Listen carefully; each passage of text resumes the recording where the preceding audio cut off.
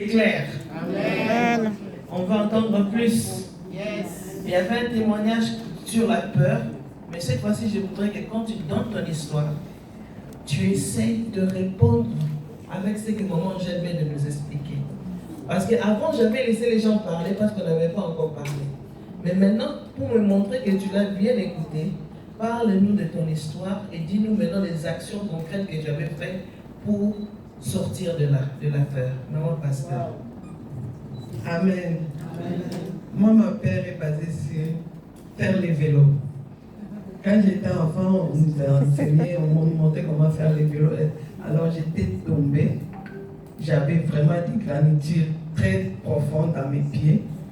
Depuis ce jour-là, je n'aime pas les vélos. Donc jusqu'à aujourd'hui, je n'ai pas fait une action pour ne pas avoir la peur du vélo. Donc c'est ça. Donc tu es resté dans la peur. Yes. Amen. Très intéressant. Je vais donner aussi un témoignage de la peur. Je pense que je ne suis pas la seule. Je suis content de voir que maman, je suis la peur des chiens. Moi aussi, j'ai peur des chiens. Maman, j'ai la peur des chiens, mais elle sait gérer ça aussi. Mais moi, je vais donner un témoignage sur une attaque de chien, mais je pense que ça cadre avec ce que maman Angèle vient de nous enseigner. J'étais encore toute petite, je suis allée chez mes cousines, ils avaient un chien, et déjà, vous savez, quand à la porte on écrit « Attention, chien méchant ». Alors, ce jour-là, je ne savais pas que le chien était libre. J'entre et le chien commence à me poursuivre. Et heureusement pour moi, il y avait un de mes grands frères qui était là, très élancé de taille. Alors, quand j'ai vu le chien, non seulement j'ai couru vers lui, mais j'étais monté jusque sur ses épaules. Et tout le monde a rigolé, mais j'étais en train de crier, j'étais crispé, je n'arrivais plus à réfléchir. J'étais sur ses épaules, j'attrapais son cou comme ça. Mais il m'a calmé. Et aujourd'hui, quand je regarde, je me dis, je me suis calmé. Le chien était toujours là. Le grand frère était là. Mais le fait que j'étais dans le bras de mon grand frère, mon attitude avait changé. Et c'est comme ça que j'ai commencé à traiter la plupart de mes peurs. Je cours vers mon grand frère Jésus-Christ. Amen. Quand je suis dans ses bras, je peux être dans la même situation. Yes. Le problème peut être là, mais je cours dans les bras du grand frère. Yes. Et quand il me garde comme ça, son sang me couvre. Amen. Et je regarde le chien, je fais...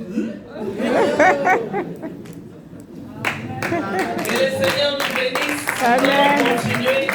Est-ce qu'il y a une question pour maman Angèle? S'il n'y a pas de question, on va entendre quelque chose de très important avec maman Rachel. Mais est-ce qu'il y a quelqu'un qui veut poser une question à maman Angèle sur tout ce qu'elle vient de dire?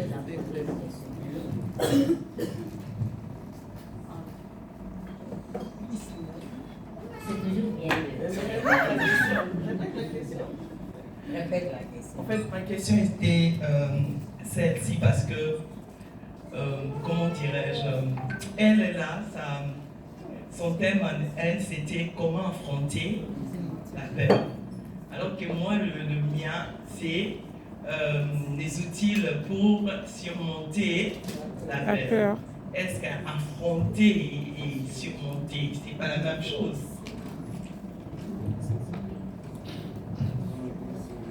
On peut avoir peur, mais avancer. Parce que les enfants d'Israël avaient, si on pouvait nous projeter là où j'ai décrit les différentes sortes de peurs, si je peux avoir ce slide-là. Donc les enfants d'Israël étaient dans une peur situationnelle. Cette peur-là n'était pas imaginaire, elle était vraie. Parce qu'ils connaissaient bien leur bourreau. Ils connaissaient leur capacité d'oppression. Et devant cette situation où ils se retrouvent comme des gens qui ont, des esclaves qui ont offensé, parce que comprenez qu'au moment qu'ils sont en train de quitter, l'économie de l'Égypte est par terre. Il faut comprendre que donc, même la politique du pays souffrait, parce que le pharaon était un dieu. Maintenant, il a un peuple qu'il a vraiment, en quelque sorte, mis à genoux. Il n'y avait pas que les enfants d'Israël qui étaient seuls esclaves en Égypte, parce que c'était l'empire de ce temps-là. Donc, il y avait d'autres nations. Ces Européens étaient en Égypte à l'époque. Ils étaient là aussi comme des esclaves. Il y avait les Arabes qui étaient aussi là comme des esclaves. Il n'y avait pas que les enfants d'Israël. On n'oublie pas cette phase-là. Alors, on voit un peuple qui affronte le roi qui est considéré comme un dieu au point de l'obliger de quitter. Alors maintenant, quand Pharaon s'est dit, mais eux ils sont partis. Et vous allez voir que la Bible nous précise que quand ils sont sortis, il y avait une mixte, en anglais on dit mixed multitude. Donc il y avait une multitude mixte qui en a profité. Et comme eux partent, moi je suis congolaise, je vais rester ici faire quoi? Moi aussi je pars avec eux. Parce qu'on ne va plus surveiller à la frontière. Alors maintenant, vous êtes là, vous voulez partir, et vous voyez la même armée. Et maman Véron nous a montré que c'était l'élite. Donc, on est allé prendre les derniers des commandos. Les meilleurs de la nation. Cette peur était situationnelle et elle était réelle. Alors, en ce moment-là, surmonter la peur, c'est-à-dire avancer. C'est-à-dire, il y a l'obstacle devant, il y a l'obstacle derrière, mais moi, je ne reste pas ici, je ne tétanise pas. Donc Dieu était en train de leur dire, ne tétanisez pas, avancez. Yes. Alors, en ce moment-là, on peut dire qu'ils ont surmonté la peur lorsqu'ils ont suivi le commandement de Moïse. Et nous aussi, il nous arrive. Donc, tu es en train de te dire quel scénario va arriver avec cette maladie. Comme les médecins ont dit ça, et tu vois tous les signes sur ton corps en train de se manifester. Mais tu continues à prier, tu continues à jeûner. Là, tu es en train de surmonter ta peur, tu es en train de rassembler tes preuves pour maintenant affronter ta peur. Mais on ne doit pas se limiter au niveau de surmonter, il faudrait affronter la peur. Amen. Que le Seigneur te bénisse, maman. C'était clair pour tout le monde? Yes. C'était la question de maman Rachel, qui est d'ailleurs celle qui va intervenir maintenant. Elle est là justement pour nous donner des outils pour surmonter la peur. Maman Rachel.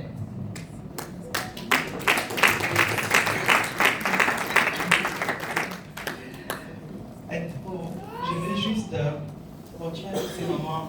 Angèle vient de nous dire, comme c'était ma question, en fait, j'allais dire que, je ne sais pas, comme la personne, il y a deux personnes qu'elle a dit, l'ont dit que depuis qu'ils ont crié en Jésus, ils n'ont plus peur.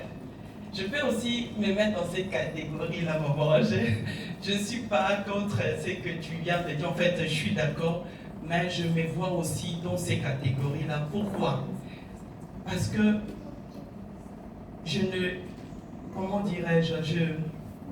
La peur vient parce que c'est humain. La peur vient parce que nous les rencontrons.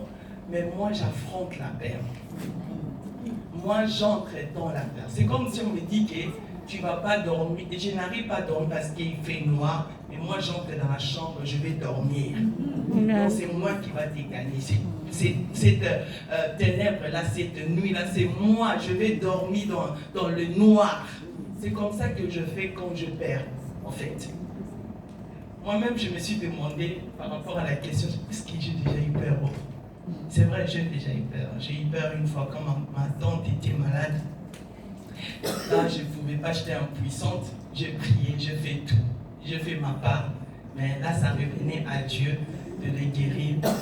Alors, quand elle est entrée au coma, je me levais les matins pour aller à l'hôpital. Je prenais que les cafés. Je retournais le soir. Je ne mangeais pas. J'allais tout le temps à la toilette. La peur là qu'on appelle l'angoisse. Mais il y a des peurs, comme elle a dit, des peurs que nous racontons selon des circonstances, c'est-à-dire que dans nos vies quotidiennes, je l'affronte. C'est comme une équation, hein? Vous voyez une équation de mathématiques. On te dit trouve les X. Tu vois? Tu ne connais pas les X. Vous me comprenez quand je dis une équation mathématique? Yes. Dans l'algèbre. Ok. Cosinus, sinus. On te dit maintenant, cherche, on a dit 1 plus 3, et puis on te dit égal, trouve les X. Bon, là c'est un peu parce qu'il y a des lettres et encore dedans tout. J'aime la mathématique. Yes. Tu sais pas, mais qu'est-ce que tu vas faire? Tu vas l'affronter cette équation. Yes. Tu vas me mettre sur les papiers, tu prends les X, tu le mets à compter. Tu commences à chercher, à départager. Donc, tu commences à éliminer. C'est comme si tu prends une grande vache, tu enlèves toutes les parties des vaches. C'est une grande vache que je dois mettre ça en partie, mais je dois l'étudier, l'analyser. Donc, je vais l'affronter. Amen. Je vais l'affronter. Je ne laisserai pas que ça me domine. Yes. Maman Aurélie l'a dit pour le vélo. Moi aussi, ça m'a fait, mais je l'ai affronté. Pour nager, je l'ai affronté. Pour les skis, je l'ai affronté. Amen. Et je l'ai fait aussi avec mon fils Nelson. Il avait du mal, vraiment, avec des choses. Il reculait toujours, il avait toujours peur. Par rapport à sa sœur, elle est un peu, comme on dit, elle fait des choses plus vite, tout ça. Mais lui, il avait peur par rapport à son âge et par rapport à ce qu'il avait. Alors moi, je l'ai amené à l'affronter. Parce que je ne veux pas qu'il reste dans cette position-là. Yes. Donc je faisais tous les moyens pour qu'il affronte ça, pour qu'il arrive avec ça, pour qu'il a appris à faire le vélo, c'est derrière moi. Je l'ai amené à nager. Aujourd'hui, quand il me dit, maman, je saute, c'est de combien de mètres jusqu'à... Parce que je ne veux pas qu'il reste dans la peur là. Amen. Hein? Amen. Alors il faut que tu affrontes ta peur. Amen. Ne le laisse pas. Entre si c'est dans le noir, entre. Moi et toi. Fais comme David. David a affronté Goliath alors que tout le monde avait peur en Israël. Mais David est allé. Il avait une lance-pierre. Il a refusé tout. Il ne savait même pas comment il va faire. Je vais seulement avec le nom de l'Éternel. Amen. Affronte ta peur. Alors que moi, on m'a donné autant là que vous me donnez, ça nous stresse. Hein? Ah, mais écoute. Ok. Ça te fait peur. Ça m'angoisse. Affronte ça, affronte ça. Si je vous l'ai dit, donc je vous préviens déjà. Donc j'affronte ça. Si je déborde, il ne faut pas que maman Loulou me regarde. Donc je disais que le mien, c'est quels sont les outils pour surmonter la peur. J'aime le Saint-Esprit, hein, parce qu'il confirme les choses. Il a parlé sur la passion de Jésus quand il était passé à Gethsémani. Exactement, vous le connaissez. J'étais vraiment waouh. J'arrive presque comme. Donc, je voulais même sauter. Mais j'ai dit Amen. Parce que c'était sur l'histoire de Jésus que je voulais partager par rapport aux utiles de comment surmonter la peur.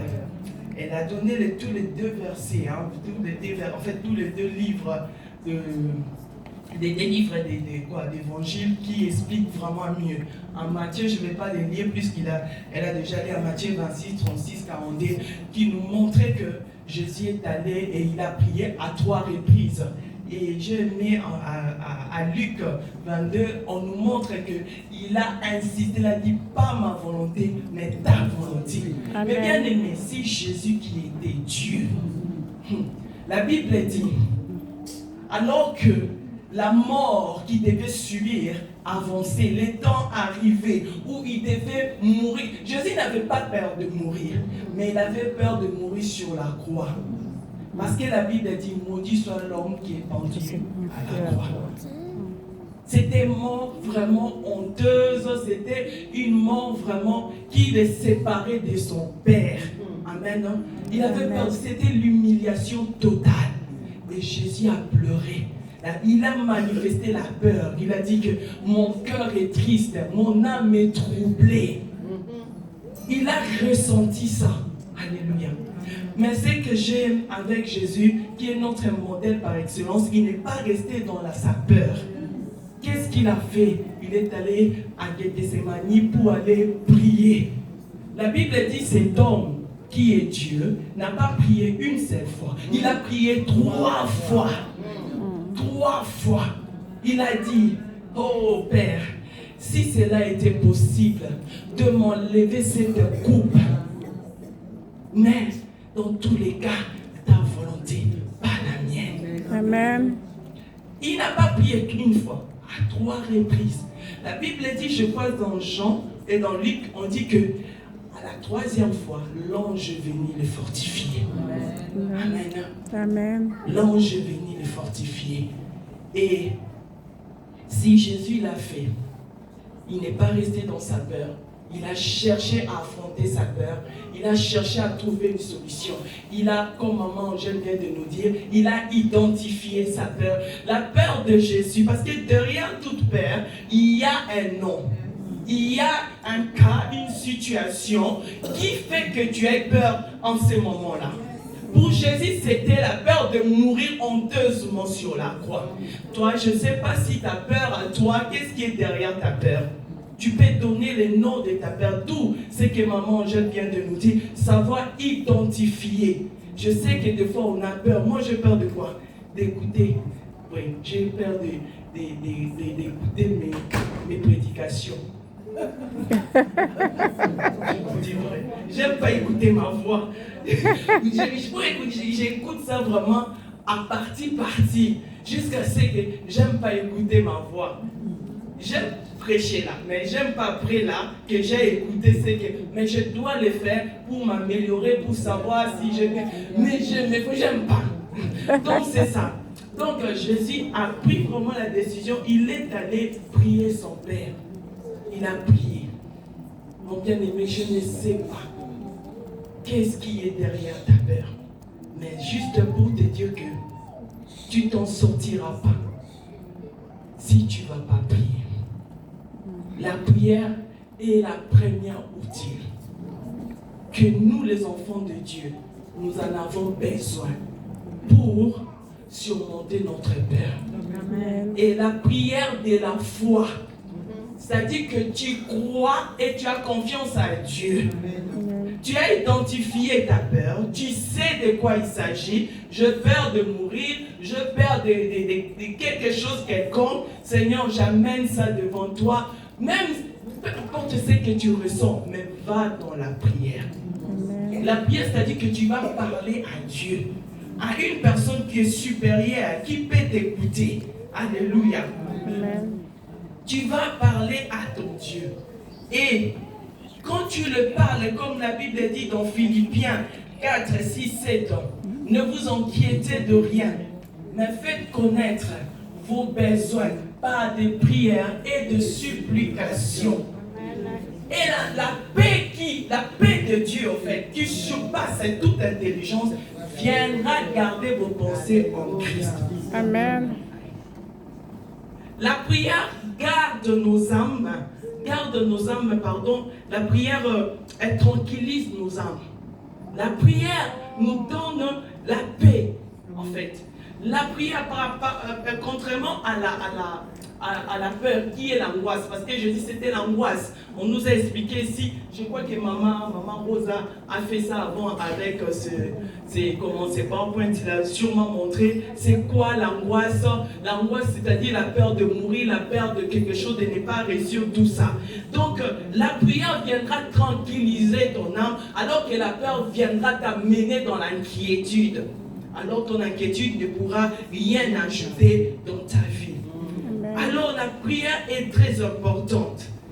Prie jusqu'à ce que tu vas voir cette paix-là venir. Amen. Tant que tu n'as pas encore reçu cette paix-là, c'est-à-dire que tu ne dois pas arrêter de prier. D'ailleurs, la Bible dit de prier même jusqu'à ce que tu verras la chose s'accomplir. Mais déjà quand tu as la paix, ça te rassure. Alléluia. Amen. Jésus a prié à 3 fois et à la 3e fois, la Bible dit l'ange est venu les rassurer. Quand l'ange est venu les rassurer, c'est là où il s'est levé pour aller maintenant rassurer aussi les disciples, pour leur dire maintenant levez-vous, on va venir, c'est le moment. Alors s'il n'était pas encore prêt pendant ces moments-là de la prière, je crois qu'il n'allait pas aussi aller chez les disciples pour leur dire maintenant levez-vous. C'est dans la prière et la prière de la foi. Et notre deuxième point, c'est la parole de Dieu, mes bien-aimés. avoir la connaissance de la volonté de Dieu parfaite, spécifiquement par rapport à ton cas là qui te conduit à la perte. Jésus connaissait la volonté de son Père. Il connaissait la volonté de son Père. La volonté de son Père était que quelqu'un puisse mourir pour nous à la croix. Il a accepté, il a pris la forme de serviteur. Il est resté obéissant jusqu'à la mort. C'est pour cela que le Père l'a souverainement élevé. Yes. Il a dit, il a voulu ni holocauste, ni sacrifice, mais c'était moi qui voulais. Donc c'était Jésus. Il savait. Mais s'il savait, mais pourquoi il est allé prier? Il est quand même allé prier à 3 fois. Et toi, tu ne veux pas prier. Bien aimé, on n'a pas d'autre outil que la prière. La prière selon la parole de Dieu. La connaissance de la volonté de Dieu. La Bible dit, tu connaîtras la vérité t'affranchira. Toi, tu ne veux pas méditer. Toi, tu ne veux pas chercher. Tu connais ton problème. Tu connais le nom qui est derrière ta peur. Va dans la Bible, tu vas trouver des versets par rapport à ces situations-là. Amen. Jésus, il savait que son Père voulait qu'il aille jusqu'à la croix. Il a dit, pas ma volonté, mais la tienne. Jésus a imposé à son âme la volonté de son Père. Yes. La Père, tu es là, mais je t'ai fait imposer la volonté de mon Père. Yes. Quand tu le sais, tu le fais. C'est dans la prière que tu vas commencer à répéter. Vous savez, quand vous priez selon la volonté de Dieu, selon la parole de Dieu, vous ne parlez pas seulement à Dieu, mais vous parlez aussi à vos âmes. Yes. Vous êtes en train de conscientiser ton âme. Écoute, c'est que moi je sais de mon Dieu, comme maman Pauline l'avait chanté hier. Donc moi c'est que je connais de mon Dieu. La vérité. La connaissance de la parole te permettra de renverser les mensonges de l'ennemi. Amen. La connaissance de la parole te permettra, alléluia, de prier selon la volonté de Dieu. Vous savez, quand Anne voulait avoir un enfant, la Bible dit chaque année, il montait à Silo. J'ai dit, cette femme, chaque année, les enfants des bénis n'avaient quel âge? On ne sait pas, mais ils étaient déjà plus âgés. Mais toutes ces années-là, pourquoi Anne n'avait pas trouvé la solution? Qu'est-ce qui s'est passé? Mais parce que les jours-là, Anne est allée différemment. La Bible dit, elle s'éleva. Elle demanda, sa prière était selon la volonté de Dieu. Amen. Pour répondre aux besoins de Dieu qui était que il faut qu'un sacrificateur soit dans le temple après Élie et sa descendance. Yes. C'est comme ça. Donc, connaître la vérité qui va t'affranchir. La vérité là va te donner une révélation. Tu ne vas pas méditer cette parole-là comme tout le monde. Mais le jour où toi tu écouteras cette parole avec un autre œil, avec une autre oreille. Non, Yes. c'est que j'ai entendu. Et c'est là qui va t'amener, alléluia, à surmonter Amen. ton problème. Ça sera toujours là. La croix était toujours là. Mais Jésus n'était plus dans la peur. Il s'est levé pour aller motiver maintenant les autres. Levez-vous, on part. On va affronter la croix. Amen. Après avoir trouvé de la force pour dans la prière. Yes. Une prière avec révélation de la volonté, de la connaissance de Dieu.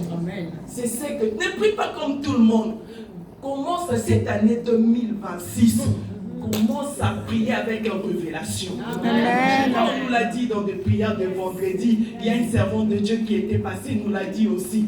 Priez selon. Moïse, il avait dit, restez sur place, ne craignez pas, et que ces Égyptiens-là, vous ne les verrez plus.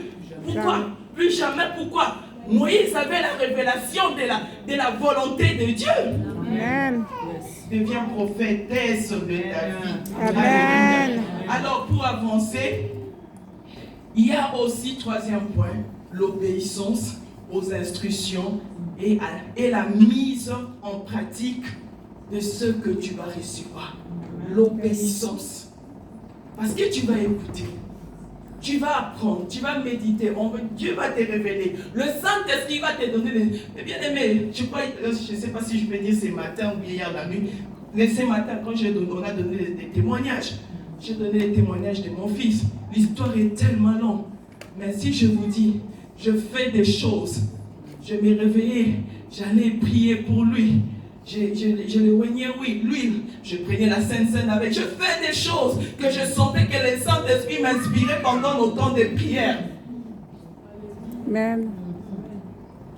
Lui-même, des fois, il disait quand je venais prier la nuit, et les mamans m'ont dit, je t'ai venu prier la nuit? Oui.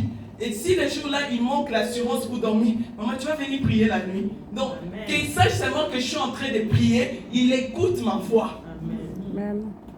Il y a des choses, même quand on a diagnostiqué qu'il avait ADS, je ne voulais même pas. Parce que si les autorités de l'école les amènent chez les traitements, chez leur service spécial, ils les traitent différemment. Ils vont mettre ton enfant dans un centre, ils vont lui donner des médicaments. Moi, j'ai dit non, jamais. J'ai enlevé mon fils à l'école, je crois, à 4e primaire. On l'a pris, on l'a enseigné à la maison et après on l'a mis dans l'école privée jusqu'à ce que le Saint-Esprit est venu maintenant m'expliquer son état.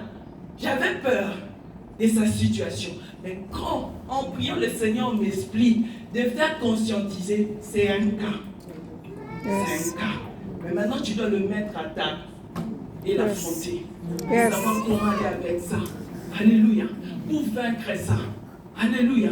Ne crois pas que si tu as peur de la situation que tu as, tu les fouilles en fait, tu ne veux pas, comment dirais-je, tu t'éloignes de ça, que ça trouvera des solutions. Non, c'est en approchant la situation, c'est en affrontant la situation que tu vas trouver la solution. Amen. Alléluia. Tu vas commencer à te donner, tu vas dire, mais j'avais peur pour rien. Pourquoi je restais derrière? Alléluia. Pourquoi je restais derrière? Depuis longtemps là, alors que si j'étais avancé pour affronter, voilà des idées que le Saint-Esprit, donc il m'a donné des idées. Alors la quatrième, il y en a beaucoup, l'Esprit de Dieu peut aussi continuer d'inspirer, c'est l'utilisation des armes spirituelles. Amen. Que nous avons, la servante de Dieu, Maman Véronique, l'a donné sur des Corinthiens 10, 4, 5. Les armes que nous avons, elles sont puissantes. Amen. Elles servent à renverser Amen. les faux raisonnements de l'ennemi. Les faux raisonnements, c'est quoi? C'est les mensonges du diable. Non? Yes. Il veut te faire croire que tu es perdante. Il veut te faire croire que si tu as ça, ça va jamais finir. Alors que Dieu dit que tu es une gagnante. Alors que Dieu dit que tu es la tête et non la maman Pauline. Alors que Dieu te dit, voilà pourquoi tu dois connaître la parole pour pouvoir renverser les faux raisonnements. Les auteurs, si tu ne connais pas, tu vas renverser par rapport à quoi? Tu vas dire quoi? Quand tu as mis les faux, tu dois remplacer par la vérité. N'est-ce pas? Donc c'est ça. Pour finir, il dit, Jésus qui disait dans ses paraboles de la femme veuve, le juge unique, prier sans cesse. Amen. Non, pas ça, pardon. Il disait toujours de prier et de ne point se relâcher. Et dans 1 Thessaloniciens 5, 17, il dit prier sans cesse. Ça dit que prie. Je ne sais pas combien te dit comment prier. Prie. Prie jusqu'à ce que tu aies la paix. Prie jusqu'à ce que tu trouves que le problème est là, mais c'est moi qui domine. C'est moi qui assujettis. C'est moi qui contrôle. C'est moi qui dis, tu es là. Moi, j'ai l'endométriose, mes bien-aimés. J'ai ça. Dernièrement, j'ai failli me laisser même m'opérer. Je crois que j'ai parlé aussi à maman Justine. Maman, il sait déjà là, je suis venue en Europe à 22 ans. Moi, je croyais que c'était l'appendicite parce que j'avais des règles très douloureuses. Je croyais que j'avais l'appendicite. Maintenant, j'avais des règles, des douleurs en dehors de règles. J'ai cru que c'était l'appendicite, comme c'était la partie droite, ici mal, et la jambe. Moi, j'ai dit, je suis allé chez les médecins là qu'on a ici en Europe. J'ai l'appendicite chez nous en Afrique, c'est comme je mets toujours l'appendicite. Mais ils regardent ça avec le sang. Ils n'ont pas trouvé. Moi, et comme j'étais encore mince, ce sont des pantalons très serrés que tu portes. Moi, j'ai insisté, on m'a fait les MRI, on m'a fait rentrer. C'est là où ils ont mis la poche des sangs. C'est-à-dire, depuis que j'avais commencé à régler, le sang là qui allait à côté, s'est formé une poche là, à côté de mon rein droite. Donc, c'est là où ils ont découvert, parce qu'ils ne pouvaient pas le voir de l'extérieur. Mais bien aimé, jusqu'à aujourd'hui, le médecin toujours m'a dit, on va t'enlever la matrice pour être mieux. J'ai dit, moi là, c'est eux. J'aime bien une servante de Dieu. Hein. Elle a la diabète. Elle dit, diabète, tu vas jeûner avec moi. Yes. Ah, Yes. l'endométriose là, je vais aller bientôt à la ménopause. Donc jamais, c'est moi qui domine. Je sais que Paul avait dit quoi? Je l'ai fardé. Comment? Dieu l'avait laissé avec quoi? Charles. Et quoi? Et Charles est sous son dos, non? Et quoi? Est-ce que ça a arrêté Paul? Est-ce que ça a tué Paul un jour? Non, non. Ma mère avait la Tunisie, je croyais que c'était la Tunisie qui devait la tuer parce que la façon que le sang sortait. Mais c'était pas ça, c'était une autre chose. Ça ne me tuera pas. Si quelqu'un va mourir, c'est la maladie, mais pas moi. Donc, c'est ça, soyez bénis.